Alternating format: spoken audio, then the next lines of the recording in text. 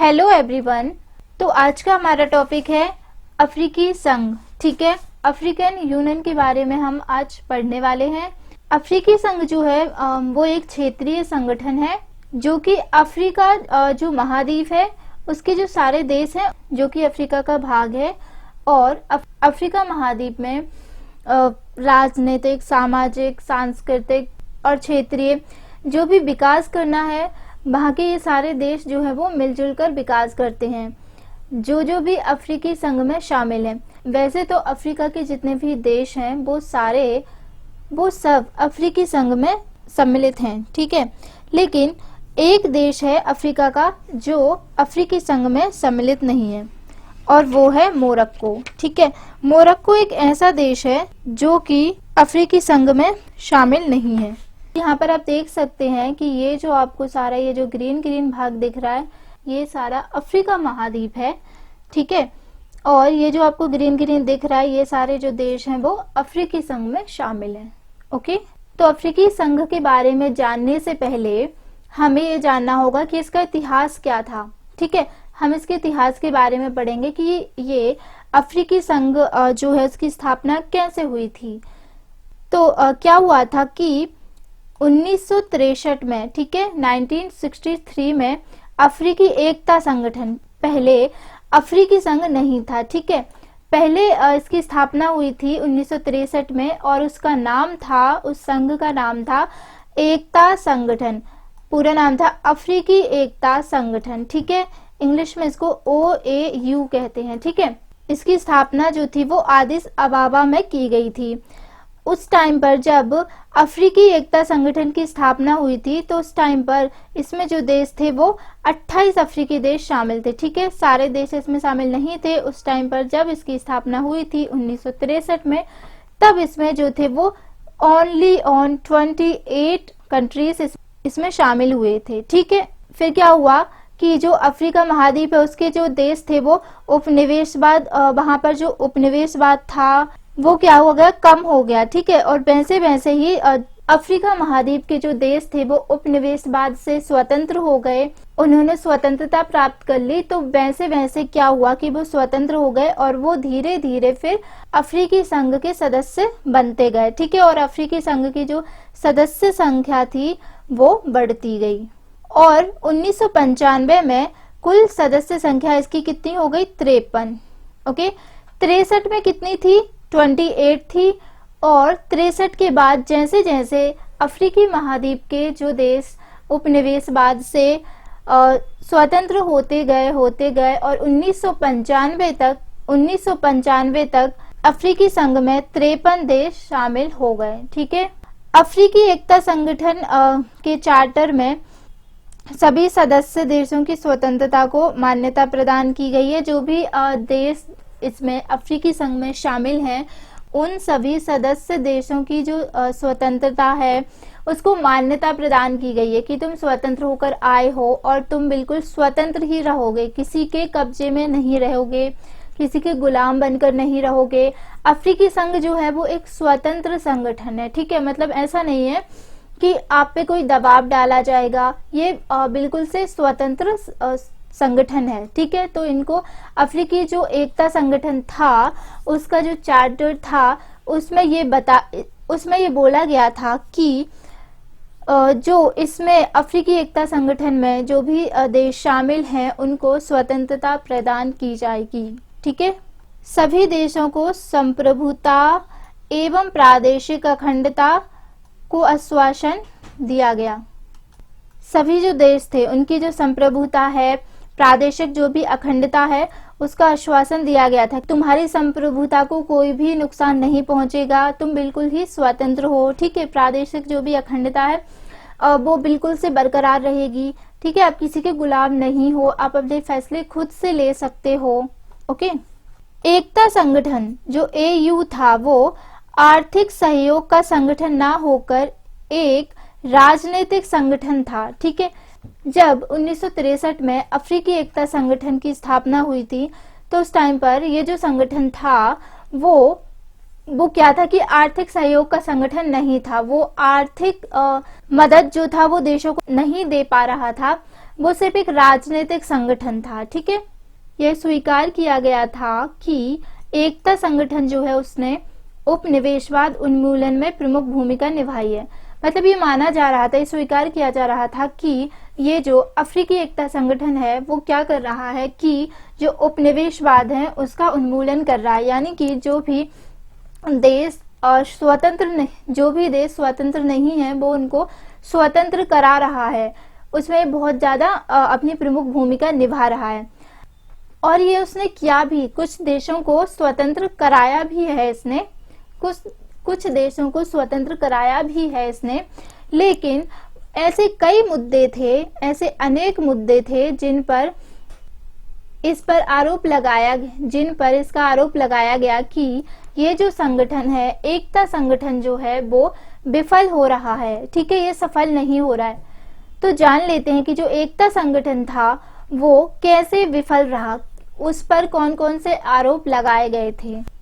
पहला आरोप तो ये लगाया गया था कि जो एकता संगठन है उसने निर्धनता और कमजोर अर्थव्यवस्थाओं की अनदेखी की है। ठीक है, उस पर यह आरोप लगाया गया कि जो एकता संगठन है उसने निर्धनता पर ध्यान नहीं दिया है। जो देश निर्धन है, गरीब हैं, वो वैसे ही रहे हैं, उसने उनके लिए कोई भी विकास का कार्य नहीं किया। ठीक है, और कमजोर अर्थव्यवस्था, जिन देशों की कमजोर अर्थव्यवस्था है उन पर भी उसने ध्यान नहीं दिया है और उसकी अनदेखी की है। ओके, नेक्स्ट है, इसके कई देशों ने एक दूसरे के विरुद्ध विद्रोह को बढ़ावा भी दिया है।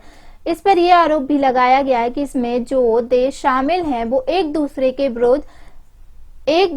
विरुद्ध विद्रोह बढ़ा रहे हैं, एक दूसरे पर ही आक्रमण कर रहे हैं और एक दूसरे का विरोध कर रहे हैं, विद्रोह कर रहे हैं। तो इस पर यह भी आरोप लगाया गया था। ओके, नेक्स्ट है, एकता संगठन के पास धन की कमी भी रहती थी। ठीक है, यहाँ पर एक कमी है। ओके, उसके पास जो थी वो धन की कमी रहती थी। उसके पास धन की कमी क्यों रहती थी? क्योंकि जो भी इसके जो सदस्य देश थे वो क्या करते थे कि समय समय पर जो भी निर्धारित राशि होती थी, धनराशि होती थी, यानी कि जो भी पैसे देने होते थे संगठन को, वो नहीं देते थे। ठीक है, तो इस वजह से संगठन के पास धन की कमी भी होती थी और संगठन इतना मजबूत भी नहीं था कि ये कुछ ऐसा करे कि जो देश हैं वो अपने आप से ही धनराशि दे दें।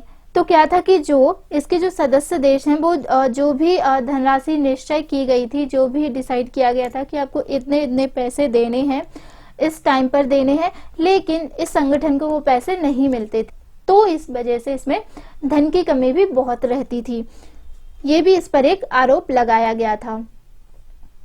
ठीक है, ये तो इसके आरोप थे। ओके, तो अब इतने सारे आरोप लगाए गए इस पे और इसको एक विफल संगठन माना गया कि ये जो संगठन है वो असफल नहीं हो रहा है, ये जो एक अफ्रीकी एकता संगठन है ये सफल नहीं हो रहा है। तो उसके बाद इसके जो सदस्य देश थे, उसके जो नेता थे वो चिंतित हो गए।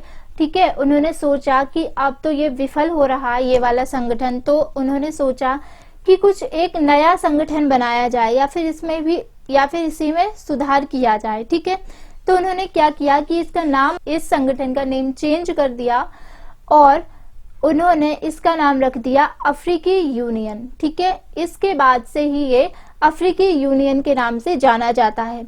इससे पहले इसका नाम था अफ्रीकी एकता संगठन। ठीक है, तो जान लेते हैं कि अब अफ्रीकी यूनियन की स्थापना कैसे हुई।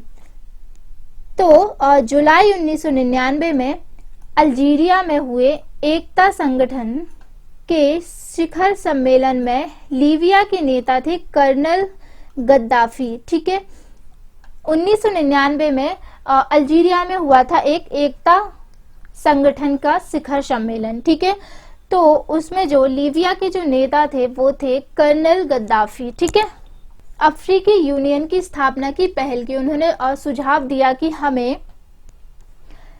अफ्रीकी यूनियन की स्थापना करनी चाहिए क्योंकि ये वाला जो संगठन है, एकता संगठन है वो तो विफल होने को है।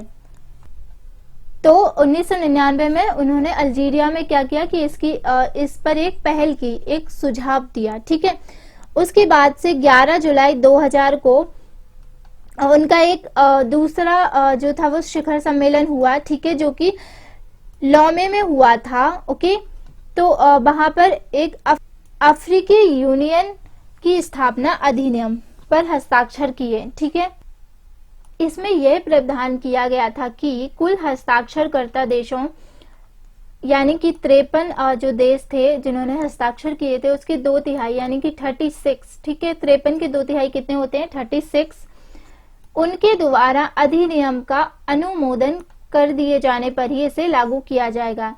यानी कि जो इसमें जो हस्ताक्षर किए हैं 53 देशों ने, उसके जो 2/3 होते हैं 36, ठीक है। तो 36 जब तक देश इस अधिनियम का अनुमोदन नहीं कर देंगे तब तक अफ्रीकी यूनियन की स्थापना जो है वो नहीं हो सकती है, इससे पहले लागू नहीं हो सकती है, ठीक है। इसमें ये बोला गया था। तो क्या हुआ कि तो उसके बाद 26 अप्रैल 2001 में जो नाइजीरिया था, अफ्रीकी देश जो नाइजीरिया था, उसने अधिनियम का अनुमोदन कर दिया, ठीक है। 2001 में नाइजीरिया जो था वो स्वतंत्र हो गया और वो अफ्रीकी संघ में शामिल होने के लिए उसने क्या किया कि अधिनियम का अनुमोदन कर दिया, यानी कि इस पर हस्ताक्षर कर दिए। और जो नाइजीरिया था वो अनुमोदन करने वाला 36वां देश था।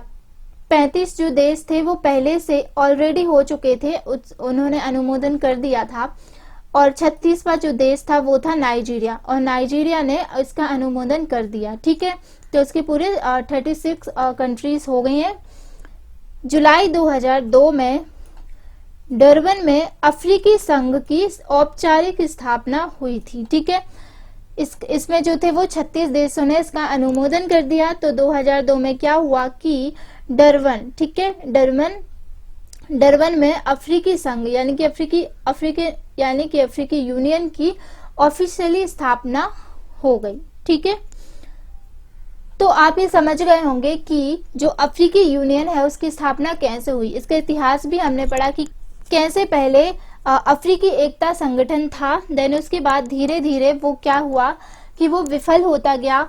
तो उसके बाद इसके जो सदस्य देश थे उन्होंने सोचा कि क्यों ना हम एक दूसरा संगठन बनाए या फिर इसी में कुछ सुधार करें। तो उन्होंने इसका नाम बदलकर अफ्रीकी एकता संगठन का नाम चेंज कर इसको अफ्रीकी संघ का नाम दे दिया और इसमें बहुत सारे सुधार किए, ठीक है। तो आपको समझ आ गया होगा कि किस तरीके से अफ्रीकी संघ की स्थापना हुई थी। ओके, मोरक्को जो अफ्रीकी जो देश है वो एकमात्र ऐसा देश है जो अफ्रीकी संघ में शामिल नहीं हुआ है, ठीक है। अफ्रीका का जो देश मोरक्को है वो अफ्रीकी संघ में शामिल नहीं हुआ है, एक ही ऐसा देश है जो शामिल नहीं हुआ है, ये मैंने आपको पहले ही बता दिया, ठीक है।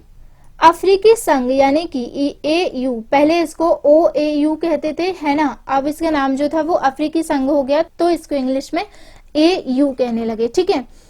इसमें पहले के जो एकता संगठन के जो सभी जो 53 देश थे वो इस संगठन में शामिल हो गए, ठीक है। सारे जो एकता संगठन के जो सारे देश थे वो अफ्रीकी संघ में शामिल हो गए, ठीक है। अफ्रीकी संघ का जो सचिवालय है और जो अफ्रीकी संघ आयोग है वो आदिस अबाबा में स्थित है, ठीक है। आपको ये याद रखना होगा कि जो सचिवालय है, अफ्रीकी संघ का जो सचिवालय है वो आदिस अबाबा में स्थित है, ठीक है। और अफ्रीकी आयोग भी आदिस अबाबा में स्थित है।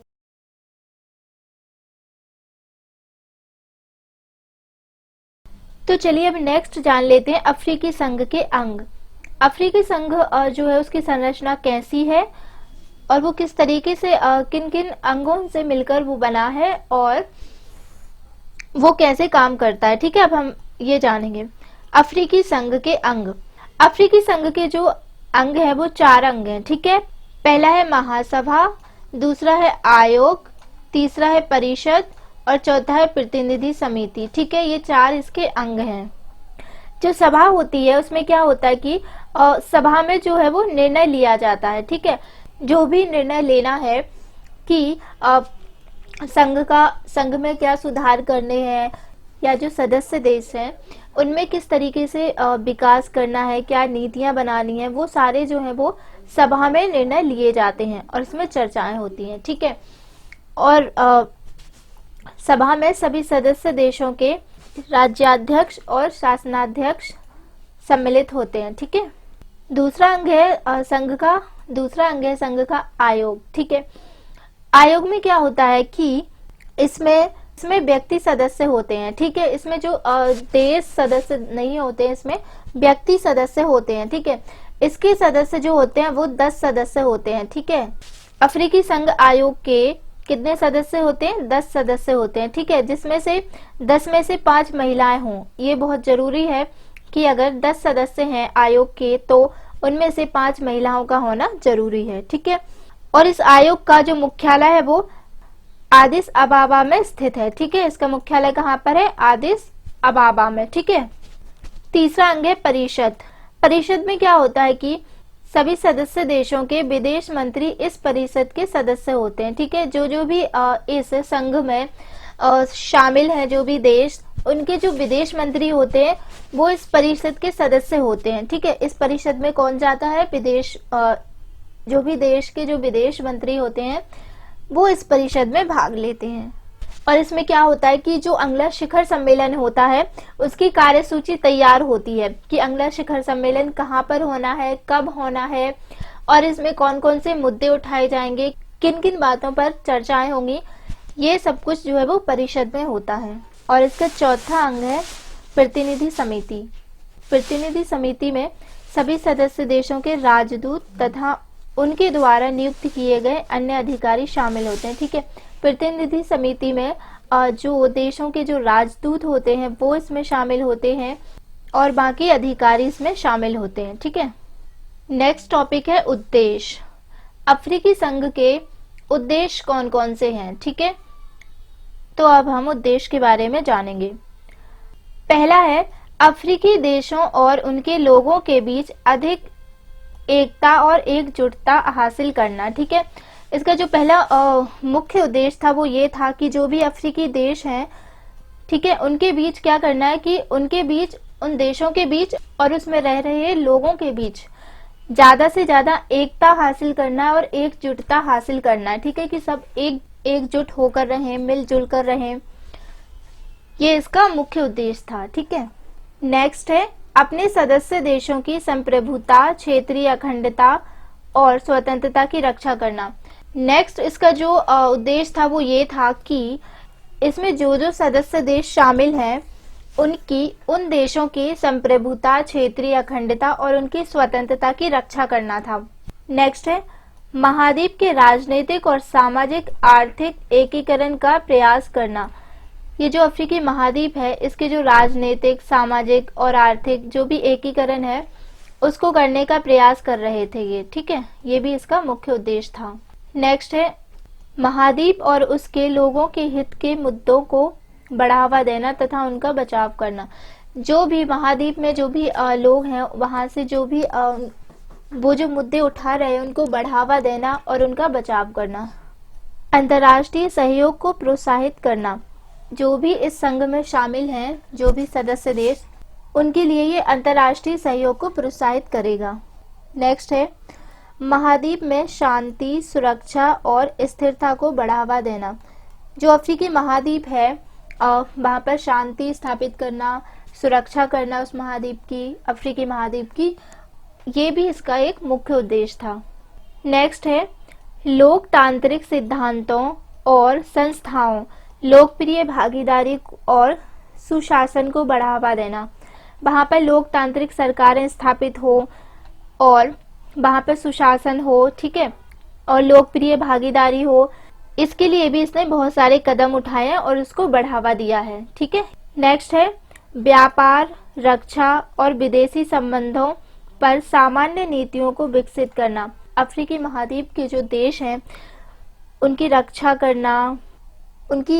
करना, विदेशी संबंधों पर सामान्य नीतियों को विकसित करना, वो संघ का एक ऐसा उद्देश्य था कि व्यापार पर ध्यान देना कि ज्यादा से ज्यादा व्यापार हो हमारे महाद्वीप से।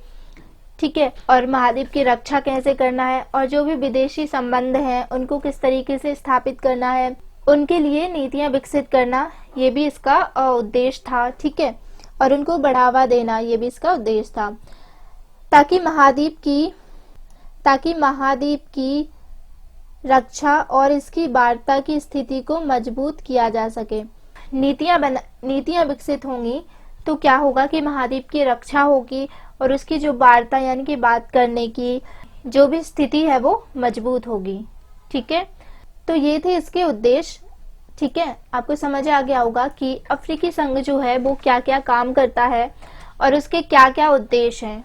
तो नेक्स्ट है अफ्रीकी संघ शिखर सम्मेलन। ठीक है, 2020, तो अफ्रीकी संघ का 2020 में 33वां शिखर सम्मेलन हुआ था। ठीक है, ये जो शिखर सम्मेलन था वो हुआ था आदिस अबाबा में। ठीक है, कहाँ पर हुआ था? आदिस अबाबा में ये हुआ था 2020 में। ठीक है, और इसकी जो थीम थी वो थीम थी silencing the guns, creating addressive conditions for Africa development. ठीक है, ये इसकी थीम थी, इसी पर चर्चाएं हुई थी इस सम्मेलन में। ठीक है, इस शिखर सम्मेलन में राष्ट्र के अध्यक्ष और अफ्रीकी देशों के जो सरकारी अधिकारियों